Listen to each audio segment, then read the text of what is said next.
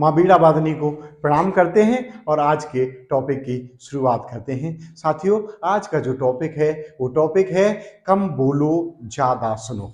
साथियों, हम अगर प्रकृति के इशारे को समझ पाए तो साथियों, प्रकृति ने हमारे दो कान दिए हैं और एक मुख दिया है।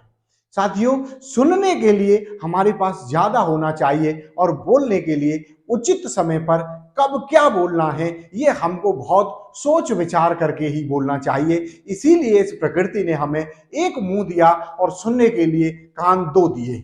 साथियों, जब हम इस चीज के महत्व को समझ जाते हैं तो फिर हम अपने जीवन में निरंतर प्रगति करने की शुरुआत कर देते हैं। साथियों, जितने भी लोग हुए इस धरती पर महापुरुष, उनको पता था कि उनको कम बोलना है और ज्यादा सुनना है। साथियों, हाँ, यही हमारे मानव जीवन में है। हमको कमाना ज्यादा है और खर्च कम करना है। ये हमारे उस जीवन में भी होती है, क्योंकि हमको जितना कमाना है अगर हम खर्च कर देंगे तो साथियों हमारे पास क्या बचेगा? बहुत ज्यादा नहीं बच पाएगा।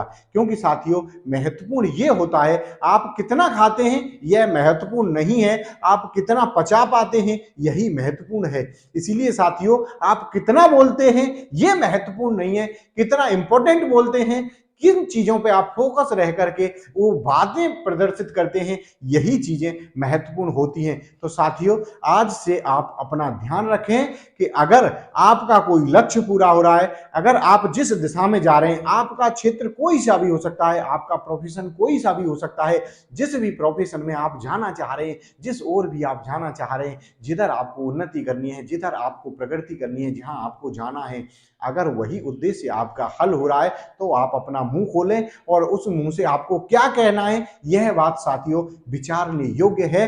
क्योंकि शब्द एक ऐसी शक्ति होती है कि एक बार अगर ये आपके मुखार बिंदु से निकल जाती है तो ये वापस लौट करके नहीं आती है। इसीलिए साथियों, बोलने से पहले एक बार अपने शब्दों का प्रयोग करने से पहले एक बार जरूर सोचें और किसी को हर्ट या किसी को दुखी पहुंचाने का या किसी के दिल को दुखाने के लिए उन शब्दों का प्रयोग न करें। ज्यादा बेहतर है कि उसको प्रेरणा देने के लिए, उसको उत्साहित करने के लिए, किसी लक्ष्य की ओर प्रेरित करने के लिए उन शब्दों का प्रयोग करें साथियों, जिससे कि उसका भला हो, जिससे कि आपका भला हो और इस समाज का कल्याण हो।